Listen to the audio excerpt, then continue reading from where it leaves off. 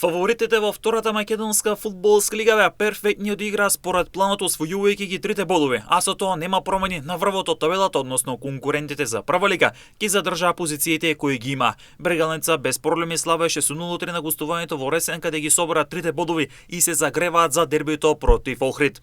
Тренерот Владко Костов, но и самите играчи велат дека теренот во Ресен бил лош за игра, но сепак дале се од себе за да ја оправдат фаворитската улога и да стигнат до 3 бодови. Нема никакви услови за игра, терен катастрофален, а Брегалница мора да победи покрај тоа што отсуствува одредени играчи поради жолти и картони и повредени играчи. Мислам дека одигравме многу дисциплинирано и на крај успеавме убедливо да победиме 3:0. Ова беше многу важно да се пројде со 3 бода, да се направи една максимална припрема за она што не очекува, затоа што ни следуваат надпревари кои се можеби и најважни во првенството. Јас ја користам оваа прилика. Значи, прво да се заблагодарам на луѓето кои што оваа полусезона максимално навивачите ни даваат максимална поддршка. Сакам да се заблагодарам во име мое и во име на моите играчи и клубот.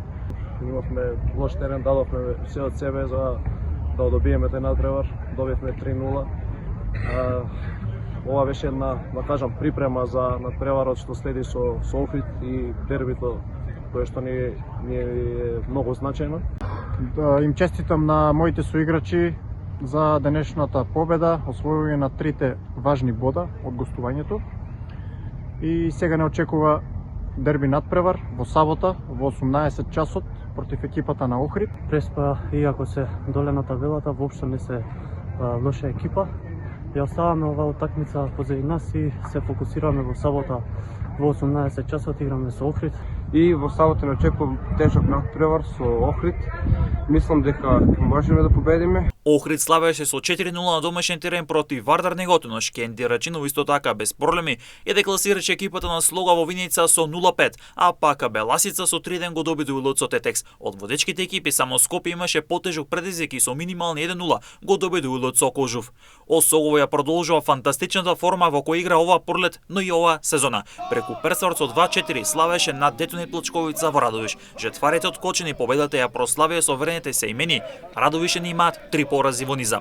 Детонит Плачковица 2 пати водеше, а 2 пати стигаше Осогово за 2:2 на полувреме. Во втори дел се случи комплетен пресврт. За тимот од Кочани хет-трик имаше Филип Димовски, кој стрелеше против својот поранешен клуб заедно со Христијан Попантовски, кој со така погоди против својот поранешен клуб, а пак за домакините Ѓоргиевски и Мичковски беа стрелци. Единствениот меч без погодоци беше тој меѓу Каменица Саси и Новаци, каде двете екипи ги поделија бодовите, а пак Големо Конјери стигна до вториот сезонски триумф славејќи надпобеда со 2:0. На табелата нема промени. Охрид, Шкенди Рачиново, Скопје, Брегалница ја продолжуваат борбата за првото место, Беласица напаѓа од Сенка, сега Осогово е на 6-то место и ќе го напаѓа 5-то место.